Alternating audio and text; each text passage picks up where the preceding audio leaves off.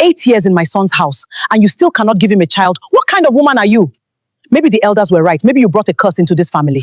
Mama, I have prayed. I have gone everywhere you asked me to go. I have done everything. I have tried everything. But why is everyone blaming only me? Everyone in that family believed Adaeze was the one who couldn't have children. They were wrong. Dead wrong. And the person who knew it, who had known it for 6 years, was the man sleeping next to her every night. For 6 years, Adaeze woke up every morning already guilty of a crime she never committed. She lost customers who wouldn't touch fabric sewn by cursed hands. All right. She lost friends who stopped greeting her at the market.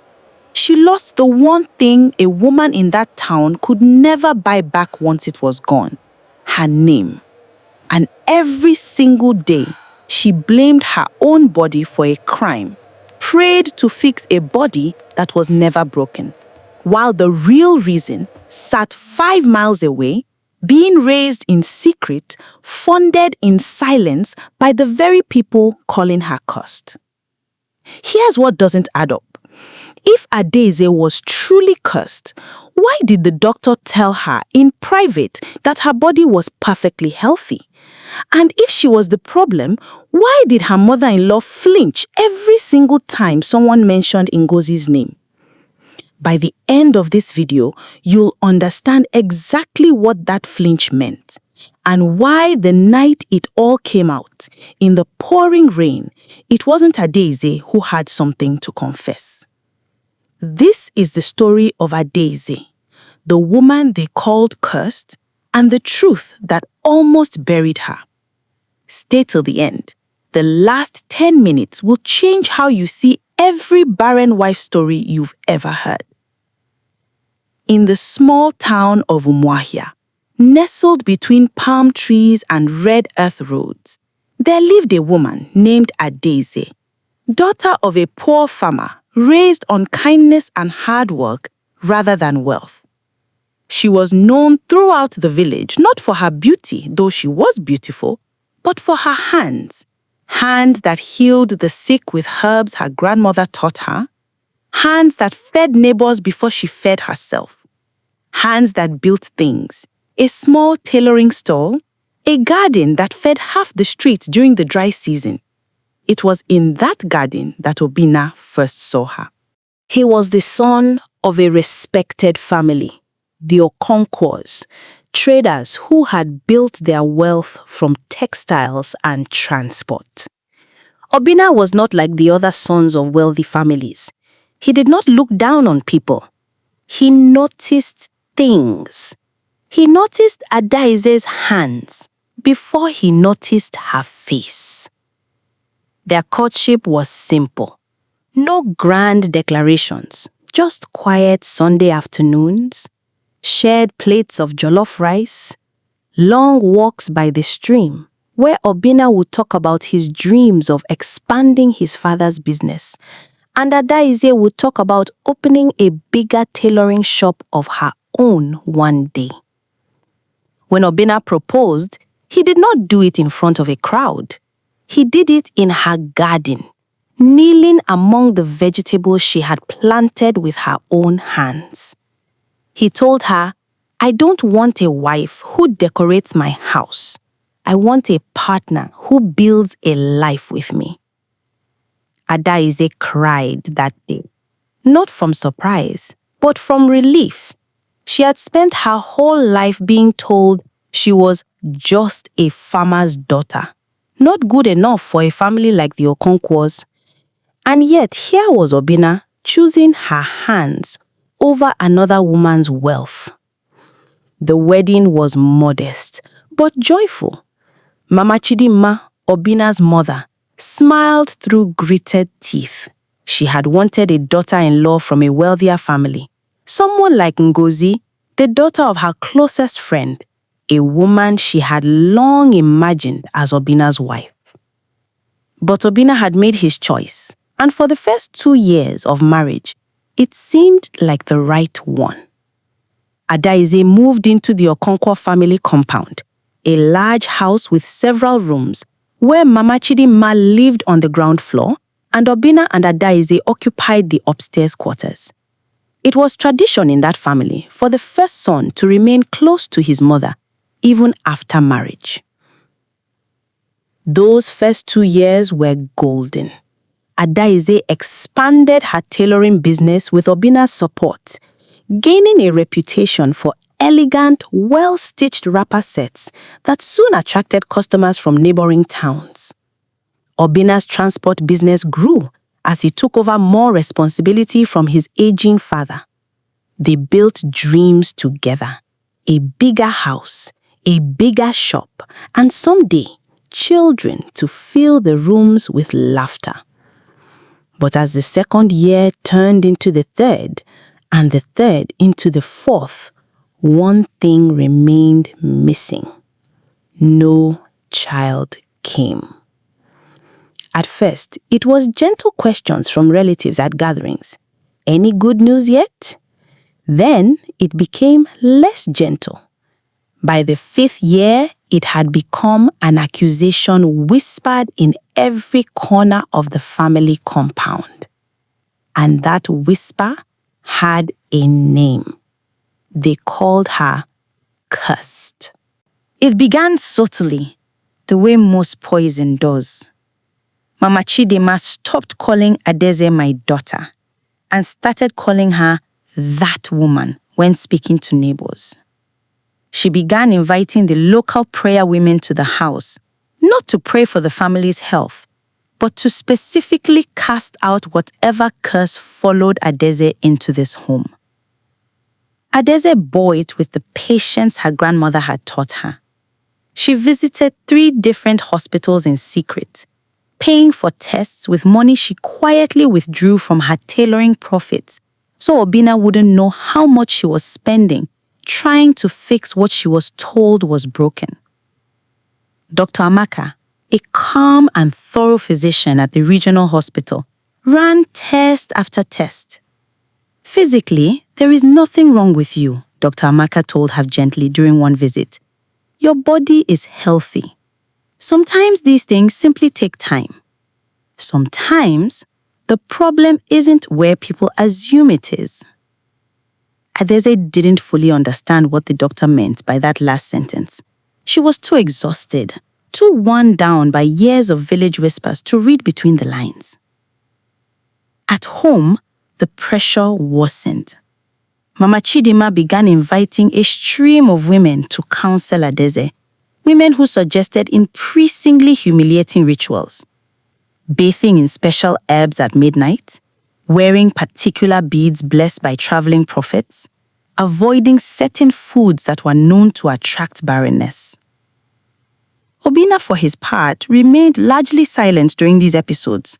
He would apologize to Adaeze in private, holding her when she cried at night, insisting he loved her regardless. But he never once stood up to his mother in public. Never once said to the visiting women to stop. Never once said clearly and firmly, "This is my wife, and this is not her fault." His silence, Adaeze would later realize, was the first crack in the foundation before anyone knew about the greater truth hiding beneath it. The community began to take sides. Some neighbors pitied Adaeze. Others, influenced by Mama Chidima's constant narrative, began avoiding her store, whispering that her curse might spread to their own families if they got too close. Business at Adaeze's tailoring shop began to decline, not because her work had changed, but because superstition is a powerful poison in small communities. Then came the day that changed everything. The day Ngozi returned to town. Ngozi, the woman Mama Chidima had always wanted for her son, had been living in the city for the past 6 years, ever since Obina's wedding.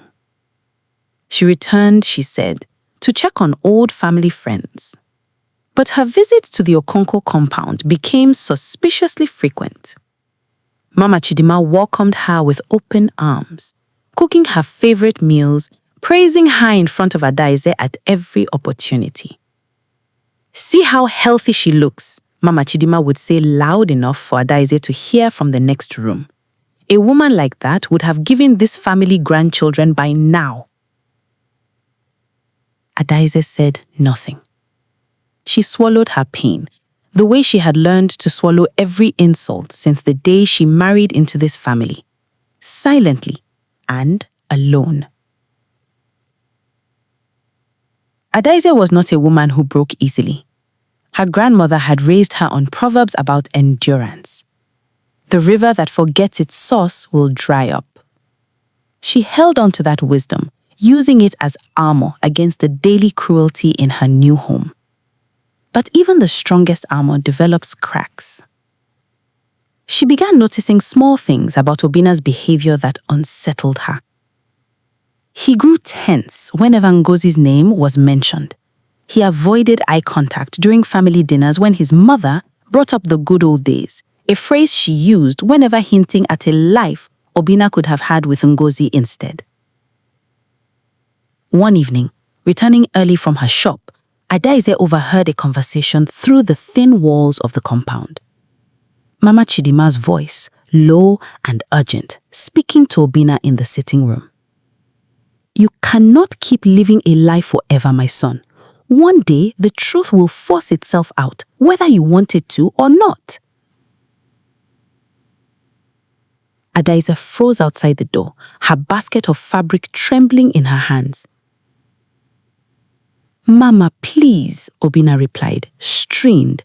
"Not now, not like this." "Then when, Obina? When she finally leaves this house thinking she is the problem, when the real problem has been sitting in this family the whole time?" Adaeze did not hear the rest. Her ears rang too loudly with her own heartbeat. She quietly backed away from the door, retreating to the garden where she had first fallen in love with the man she now barely recognized. That night, Obina confronted Adaeze gently, careful not to reveal she had overheard anything specific. "Is there something you need to tell me?" she asked, watching his face carefully. Obina's eyes flickered, guilt, fear, something unspoken passing behind them before he composed himself. "No," he said, "nothing. My mother just worries too much, that's all." It was the first outright lie he had ever told her. And though Adaeze could not yet name what she felt, a cold seed of doubt had been planted. She threw herself into her work to escape the growing tension at home. Her tailoring business, despite the community's superstitions, found a new lifeline. A wealthy trader from the city named Chief Adaeze began ordering wrapper sets from bulk for his family's events. For the first time in months, Adaeze felt a flicker of hope. Not for a child, but for herself. She began saving quietly, dreaming secretly of a life where she wouldn't need her husband's family's approval to feel whole. But hope, in that household, was a fragile thing. Mama Chidima, sensing Adaze's growing independence, escalated her campaign. She began telling neighbors that Adaze's business success was itself proof of dark spiritual dealings. How can a cursed woman prosper while remaining childless? Something is not right. The rumors grew teeth. Customers who once admired Adaze's designs began quietly canceling orders, afraid of associating with a woman now rumored to have made a spiritual bargain in exchange for wealth instead of children. Adaeze watched years of hard work unravel within weeks, not because of anything she had done, but because of a story her mother-in-law had constructed and fed to an entire community. Desperate to save her marriage and her reputation, Adaeze made a decision she never thought she would make. She agreed to visit a renowned traditional healer that Mama Chidima had long insisted could cleanse her of the curse. Obina, torn but unwilling to openly defy his mother, accompanied her on the journey to a village 3 hours away, where an elderly healer named Ne Ogechi was known throughout the region for her supposed ability to restore fertility. The visit was humiliating in ways Adaeze had not anticipated. Rituals involving cold river baths at dawn, chants she did not understand, powders rubbed into her skin that left rashes for days afterwards. She endured it all, gritting her teeth, telling herself this was the price of proving her innocence to a family that had never truly accepted her. Mama Chidimma's warmth evaporated overnight. If anything, her cruelty intensified, now laced with public embarrassment. I told the whole village the curse was lifted, and you have shamed me, she hissed at Adaeze one evening. Perhaps the healer was right the first time. Perhaps some curses are too strong even for cleansing. It was during this period of renewed despair that Adaeze noticed Ngozi's visits becoming even more frequent and increasingly private. She would arrive when Adaeze was at her shop, staying long hours in conversation with Obinna and Mama Chidimma behind closed doors.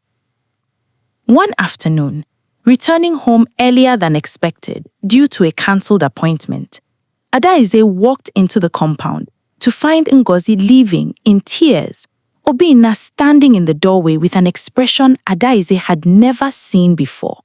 Not guilt exactly, but something heavier, grief perhaps, or fear.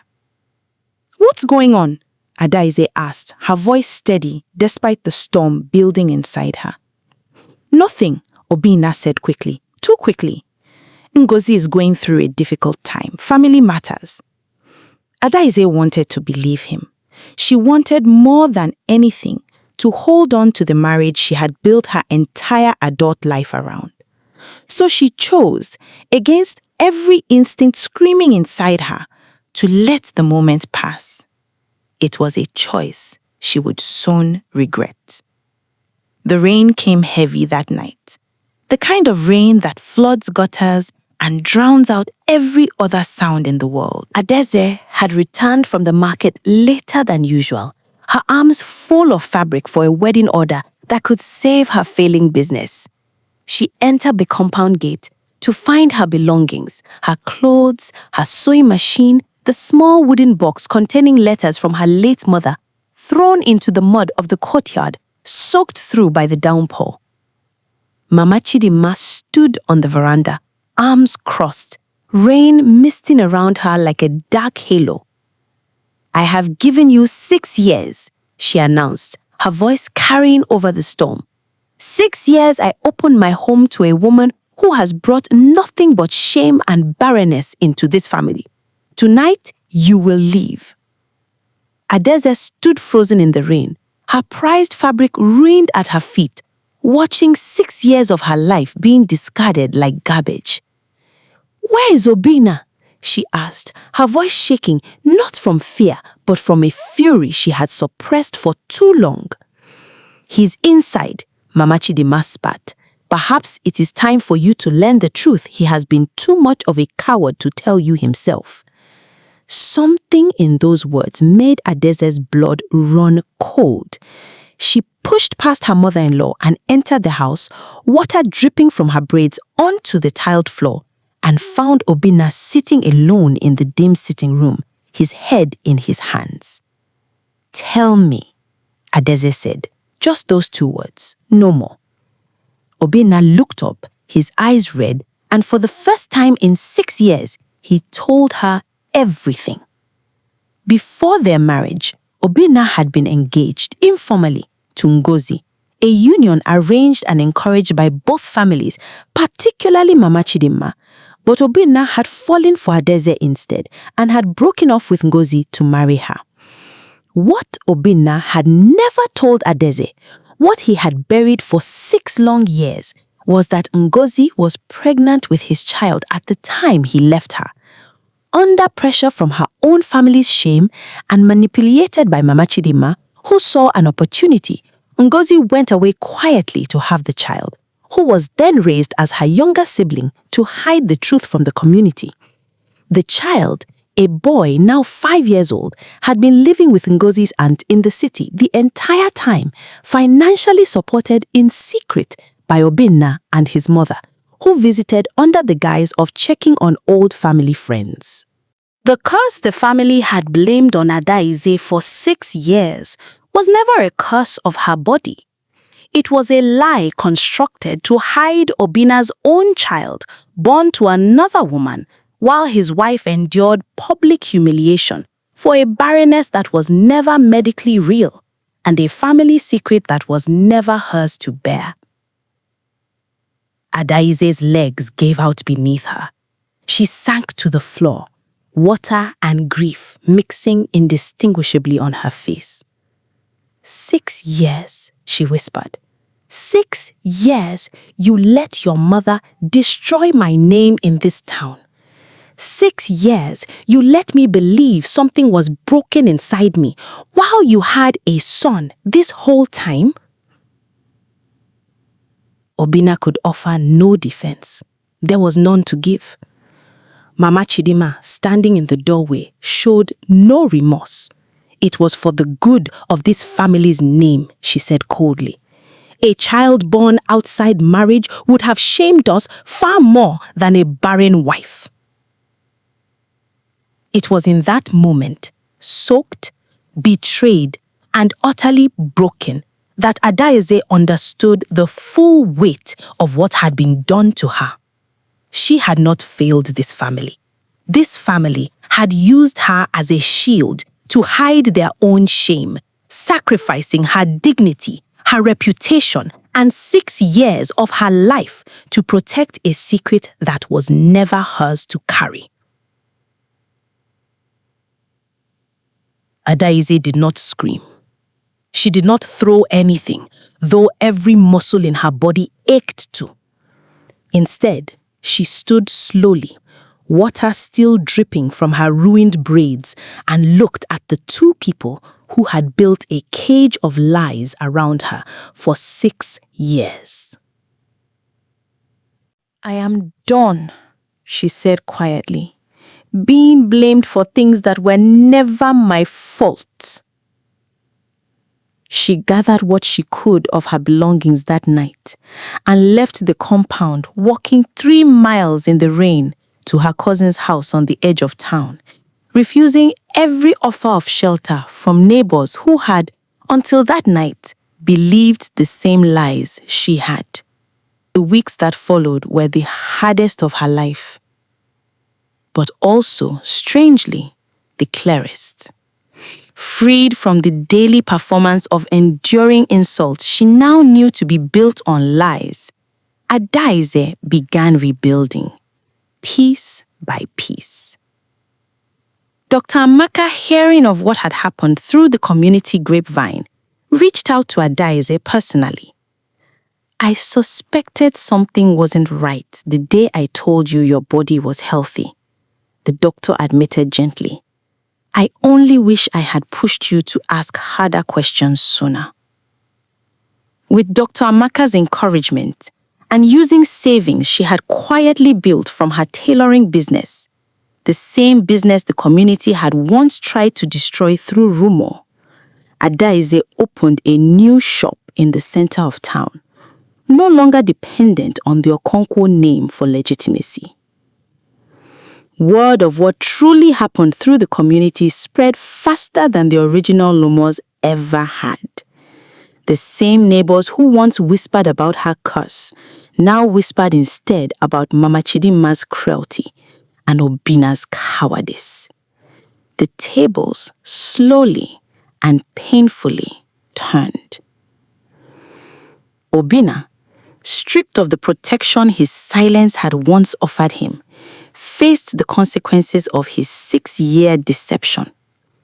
His business relationships, many built on trust within the community, began to fracture as people learned what kind of man he had truly been behind closed doors.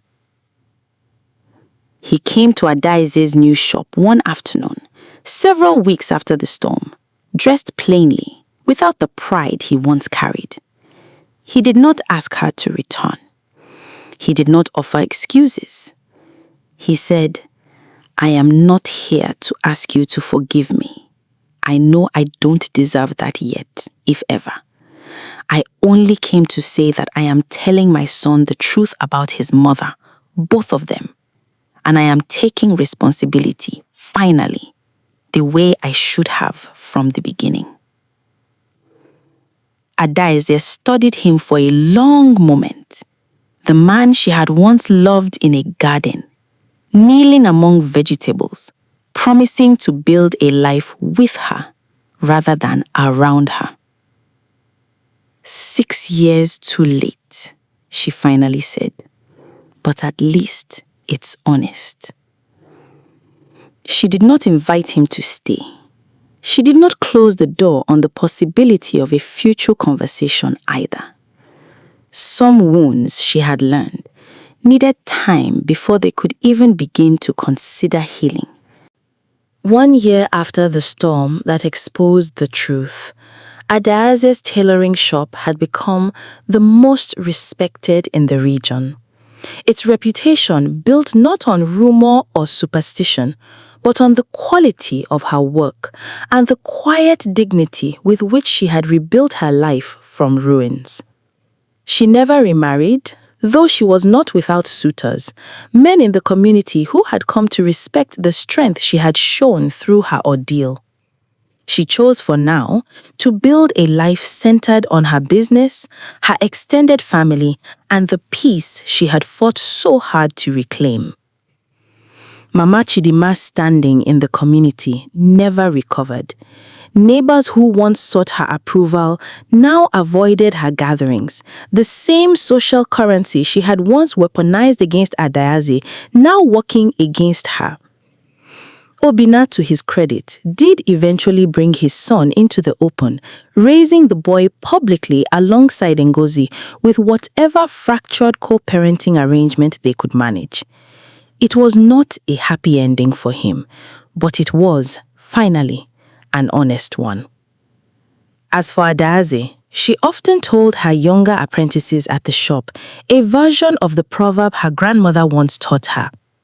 The river that forgets its source will dry up, but the river that remembers where it came from, even after being dammed, diverted, and drained, will always find its way back to flowing.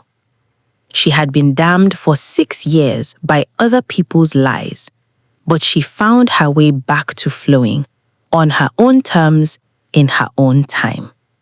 They called her cursed for having no children, but the truth was never in her body. It was in 6 years of silence a husband kept, and 6 years of cruelty a mother-in-law disguised as tradition. Adaeze was never broken by a curse. She was broken briefly by other people's lies, and then she rebuilt herself stronger on the foundation of her own truth. If you were Adaeze, standing in that rain, and your husband finally told you the truth, comment one word below. Would you stay or would you leave? Just one word. I want to see which one wins. Thank you for watching. If you enjoyed this story, please give it a thumbs up, subscribe to Inspired Folktales, and tap the notification bell so you never miss our next story. Join us again for another unforgettable story. Until next time, stay inspired.